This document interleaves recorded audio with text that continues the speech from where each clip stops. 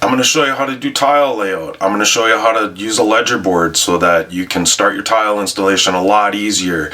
I'm also going to share a lot of other tips in this video, so check it out.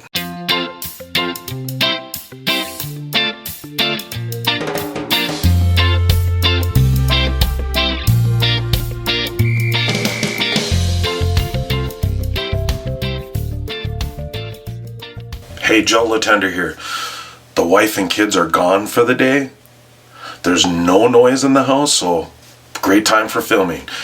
Anyway, in this video I'm going to show you how to do tile layout. Now I'm also going to show you how to use ledger boards to be able to better start your tile installation where you have a nice solid foundation that you can build off of right away, get going on your tile installation. You don't have to mess with the bottom row at first, which is good because when you try to install the bottom row at first, sometimes what can happen is you can easily throw yourself off a level right away, right at the get-go, and you don't want to do that. So you put a ledger board in and now you have that nice and level. You put your tile right on top of that and you get to go. You just go. Now there's a few other things that I'm going to talk to you about inside this video, so be sure to see the whole thing. So I guess let's watch. So right now I'm trying to figure the layout. We already talked about this before I put my built-in shelf in, and I figured all of this before I even built the pan. I knew I was going to raise the pan at least 2 inches, and so what I have here is on the inside right now, from shower pan to the ceiling, I'm looking at, I have about 94.5 inches. So if I start down at the bottom and just have full tiles all the way, I'm only going to have to cut a 1/2 inch off. And I also figured when I was doing the shampoo shelf, the built-in, that I wouldn't have a grout joint land right at the bottom of it, so I had a wide grout joint. I did also try to figure that I wouldn't have a small little tiny piece under there, anything that would make it look bad. So if you spend the time in the very beginning of your shower before you start doing cement board or Kerdi board, whatever you're going to use, and if you're going to put built-ins in or even any kind of shelf, this is where you want to really concentrate and put some time in and be sure you kind of have an idea where everything is going to lay. Just start with a solid foundation. So I like to use a ledger board all the way around.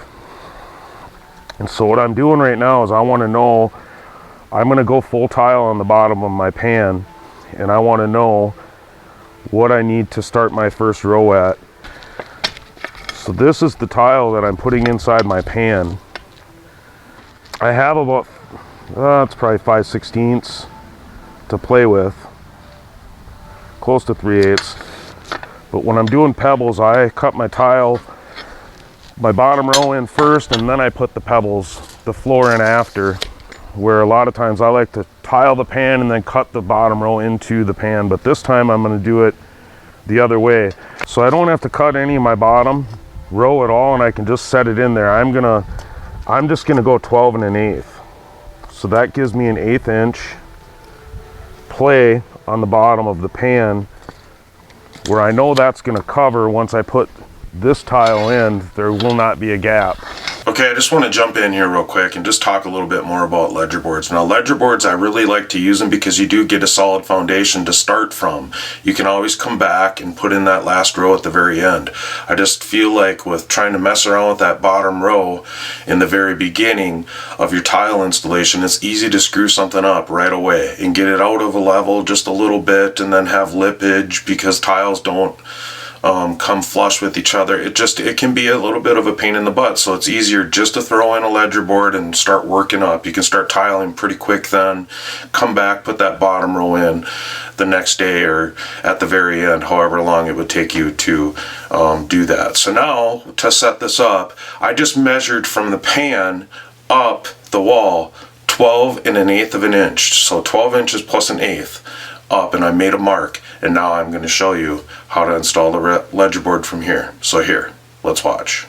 I'm going to take a 2x4, and I made sure that this 2x4 is pretty straight. And this is where you need to know where your studs are. And so I know I have a stud right here, which comes down. I have a stud here, and then I have studs in the corner. And I'm going to screw into this, and then once I'm all done, I'll pull that ledger board out and we'll waterproof those screw holes again. Okay, so what I'm gonna do here, I know where my studs are. I marked on the wall where they are. So now I'm gonna mark on my 2x4 where they are, and I'm just gonna start a couple of screws in these.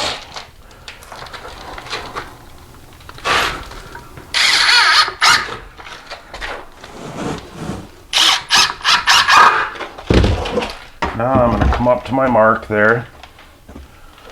And now I'm gonna stick a level on here.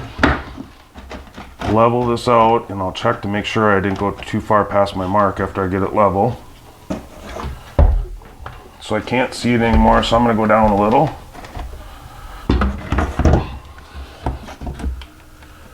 So basically you're just gonna try to get your 2x4 level and see your mark,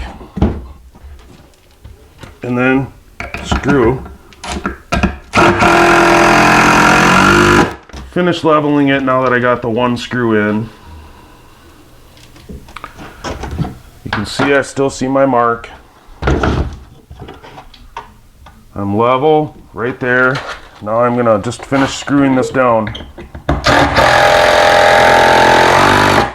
And then from there, I'm just gonna keep going off of this board. So now I'll finish screwing in, and then I'll go back over to this side. And I'll do the same thing there. I'll put another ledger board right here. Going with a 12x24 tile. We're doing a staggered pattern. And so now I'm gonna show you how I'm gonna try to figure the layout so that we can continue the tile around and the pattern will continue. So if I have a half tile here, the other half would be here. So it's just gonna keep flowing. I'm gonna run the tile this way, but the last 4 inches right here, I'm gonna turn the tile and do a 4x24 piece right here. And then on the edge here, I'm gonna use a metal. It's called a Rondek. It's a Schluter trim piece. And I'll show you what that looks like. And so an easy way where I know I wanna end is right on the edge of my curb here. And so I'm just gonna take my level right at the edge of that curb, and I'm gonna make it level.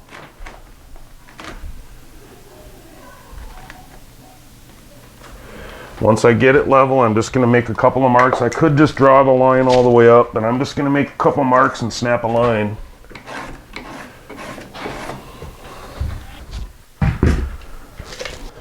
I'm using a 24-inch tile, and so what I did is I measure here, and I'm going to try to find center. We're at about 58.5, pretty close to that. And so that's 29.25. The next step I'd do is start right off that line and then just start going around to see how is this going to lay out? How big are my pieces going to be? Well, I'm for sure going to have like a 5-inch piece there on one of the rows, and now I'm going to stagger it over, so I'll figure staggering over a foot because it's 2 feet, and this isn't exactly accurate. I'm just kind of doing a quick little thing because it's really a little less than 24-inch tile. It's like 24 7/8, maybe 24 3/4. So I'm just going to go over the foot though, because that's where the next tile would lay if I stagger the joint. Okay, I just want to jump in here real quick. Well, first of all, to correct what I just said, it's 23 7/8 or 23 3/4 is how long my tile is. I don't know what I was thinking. Anyway, so what we're doing here is I took the back wall. Now my pattern is a brick pattern, so I'm going to carry that pattern all the way down the main back wall and then to the sides, and I want that pattern to stay the same. So whatever cuts off in the corner now goes on the side wall, and then the pattern continues on. So that's what we're doing when we're measuring here. And to get center, I measured that back wall. It was 58.5 inches, and so center of that, so if you divide that by 2, you find center, and it's 29.25. So that's how I came up with that. Now we're going to measure from that point, like I said, to see where the pieces fall. Now because this is a brick pattern, you can't just change the pattern by moving a tile, a half a tile, because we're already doing that, because that's what a brick pattern is. You do a full tile, then you start halfway through that tile and move on to the next. So it's a brick pattern. The only way you can change that is by making it thirds. So you'd find out how big a third of that tile would be, and you'd move your line accordingly to that. So you can play around with this a little bit by dry laying it on the wall to see what would look the best to carry your pattern out. Now, if you have a different size tile than I do, or if you need help with layout at all, I can sure help you. On my website, there'll be a link below. I have a members area called Tile University where you can have access to all my videos and access to me, direct access to me, where I can help walk you through your entire shower installation if you would like. But if you need some help with your layout, I'll certainly be there to help you. So go check that out. There's a link below. So with that, let's continue watching the video. So here would be a tile, and then the next one would start right here. So that's kind of how I'm figuring it right now. It's kind of a bad little drawing, but that's how we're doing it. So the easiest way to see how big your pieces are is come around. So I know I'll have a 5-inch piece there. And now let's see where it ends over here. So 4 feet, at the 4 feet mark, that's where that tile would end, because I'd continue the tile wrapping it around the same piece. The cutoff from this wall would, over here, would go right here, and so it would end there. And then I'd have about an 11-inch piece, so I don't mind that. Now let's start from this way. Well, I'm gonna have one piece is gonna be about 17 inches, and over here, it's gonna be less than a full piece, because there's where 4 feet ends. So I'll be taking an inch off a full piece, so I like that. So that's where I'm going to start my first row. My tile joint, my grout joint's going to be right there. So as you can see, the layout process really isn't that difficult. You just need to plan for it. From the very beginning of the shower, I've been kind of planning this before I built my shower pan. I measured from the floor to the ceiling. I measured my tiles out when I had them laid out to see how tall do I want to make my pan, because you really have a little bit of power there where you can build your pan up a little higher so that you can have a better layout for yourself. If you have tile that would just almost not make it to the ceiling, you could maybe raise your shower pan up a little bit. So go check out that video on building a custom shower pan inside my series, my custom shower series. Now you find that on my channel. Go to my playlist, look for the custom shower series, and you'll be able to have access to all the videos for this entire shower. From the very beginning all the way to the end, you'll be able to go, and I have those broken down. Now the next thing that you're going to want to watch is installing wall tile. Now I do want to stop right now and tell you that the next thing that needs to be done, if you're going to have a bench of any sort, right now is the time where you'd want to have that. Now you can see the kind of bench that I'm making in here. This is called a floating bench. Now I have a video that'll show you how to do this bench. It's in that playlist that we just talked about, so go check that out. You'd want to go to that video next to see what you need to do. You need to get it prepped, get the Kerdi board cut so that you can start installing your wall tile. Now I just install the actual bench part, and then I'll tile that bench at the very end. So go check that out if that's something that interests you. Again, like I said earlier, go check out Tile University. There'll be a link below if you're interested in getting some one-on-one help. I really appreciate if you could either hit the like button or maybe even subscribe to my channel. If you have any questions, leave them below. I also have a Facebook link down below that you can go and get to me quicker. Ask your questions there. I have links to supplies and tools that I use down below in there, and I guess that's it. The only thing that I want to leave you with is this. Now, we can all be saved through Jesus Christ, and I've been saved by him, and if he can save me, I know he can save you. Hey, have a great day.